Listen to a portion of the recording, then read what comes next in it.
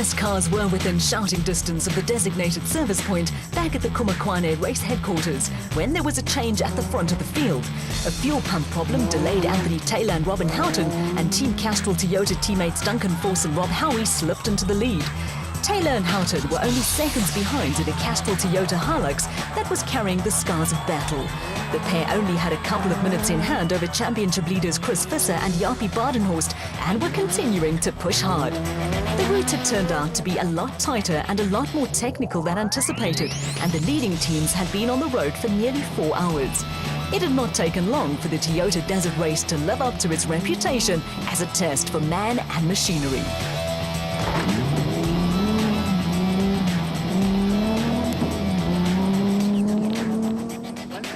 There was a huge welcome from the local faithful for Hannes Grobbe and Henny Terstege, who were still fourth in the RFS BMW. They'd fallen behind Visser and Badenhorst, but were still in fourth because of problems for Neil Woolridge and Kenny Scholthammer. The Team Ford Ranger pair started second, but a turbo problem had dropped them down the field, and they were headed for retirement at the designated service point. Donnie Stassen had also run into his own problems, and Evan Hutchison and Daryl Curtis had moved into the lead in the Motorrad Revo 1 4x4, now powered by a 3.5-litre Nissan engine.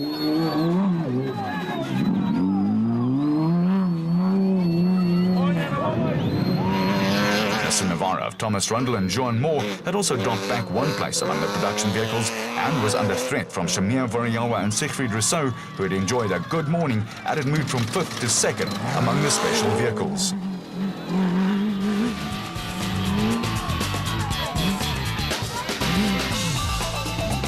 It had also been a good morning for Nick Harper and Kevin Hume, who had picked up a couple of places in the Atlas Copco BAT. They started out in 6th place among the Class A cars, but were now up to 3rd. Herman and Wichard Sulwald had also moved up a notch or two in the Sulwald Racing SVR, but it had been tough going for the special vehicles. The space frame cars are not nearly as nimble as the production vehicles in the tight terrain, and the constant changes in direction on a tight and technical route put the special vehicle runners at a slight disadvantage. Just a little further back, Connie and Quinton Sulwald had dropped a couple of places through what Sulwald Senior later described as a slight driving error in the rough. A driver admitting to an error is refreshing, but the Sulwalds were still making good progress. George Barkhuizen and David van Wyk were also making good progress in the AIM Toyota Hilux, with crews being spurred on by hugely enthusiastic crowds at the popular river crossings.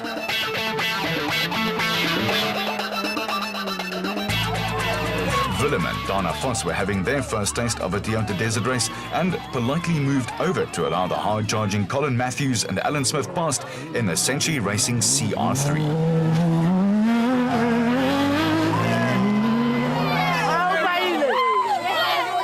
Archie Rutherford and Mike Lawrenson were still leading Class P in the Regent Racing Gymco. The pair were having their first outing together, and for the second time in a short space, Colin Matthews and Alan Smith benefited from an act of good sportsmanship. The Regent Racing pair moved out of the way to allow Matthews and Smith right of way at a tricky river crossing.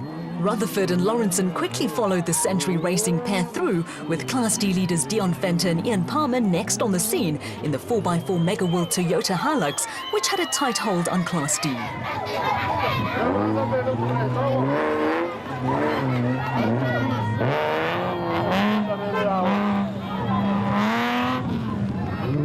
It had been a profitable day for Cape brothers Johan and Dion Besaidnout in the Adenko BAT. They'd moved ahead of John Thompson and Zelda Niemand in the Zarko, and were now being chased by Rutherford and Lawrenson. Also moving through the field after a disappointing prologue were Class B championship leaders Johan van Staden and James Rousseau in their Atlas Copco BAT. They picked up another place when Class B frontrunners Benz and Lindy Besaidnout, in yet another Adenko entry, politely moved out of the way to let them through.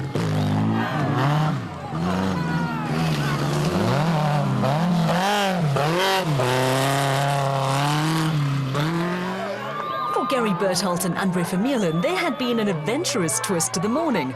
Membership of the Roly Poly Club left them soldiering on in an Atlas Copco Toyota, slightly the worse for wear, with visibility a major problem. In an ironic twist, it was Berthold's brother Bevan who was first on the scene to pull them back onto their wheels.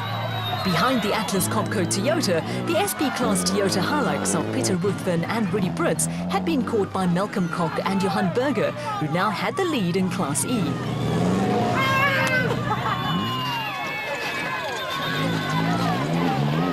Leroux and Willem Pretorius had moved into second in the Rubicon Ford Ranger, with prologue winners Lance Woolridge and Ward Huxtable dropping back to third after losing four-wheel drive on the Team Ford Ranger.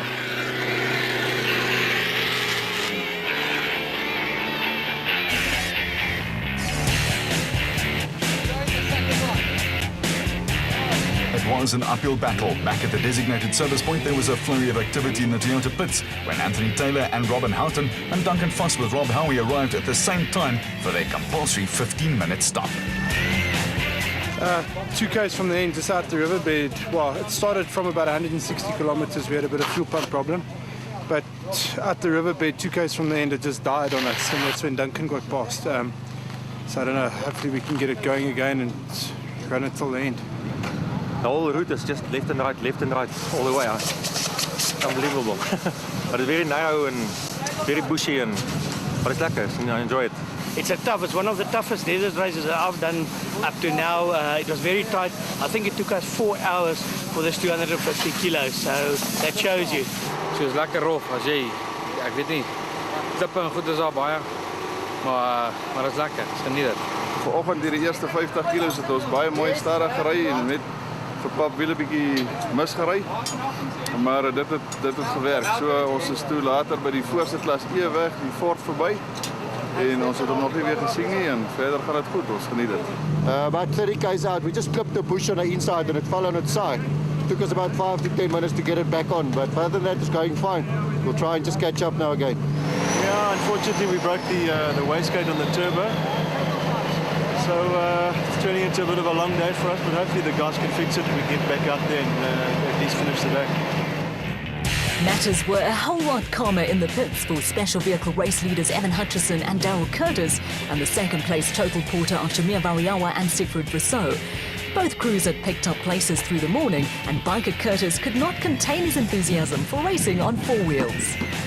Yes, it's a joy, man. This car's so lekker. It's like a big radio control car, jumping and it's awesome, man. Loving it. It's going fine, the car is in 100%. The problem is, it's very tight. We are battling and the dust is heavy, so I think we're in a good position. We'll just see how it goes in the next people, and hopefully we'll be here. There's a little bit of everything in there. There's a lot of surprises. A lot of rocky section too, which I didn't enjoy. A lot of sort of loose stone and stuff, and tight bush, which wasn't easy. But otherwise, great. We're having great fun. No, good, no problems. We just had a leak on the brake lining, the brake caliper, but otherwise, no problems. Going grassy, we're still leading, and still a long day to go, and then still tomorrow, so we just want to get to the end today. Not too bad. Struggling a bit with our Parker pump. It broke, so he's getting a bit of nauseous. But yeah, shit will go.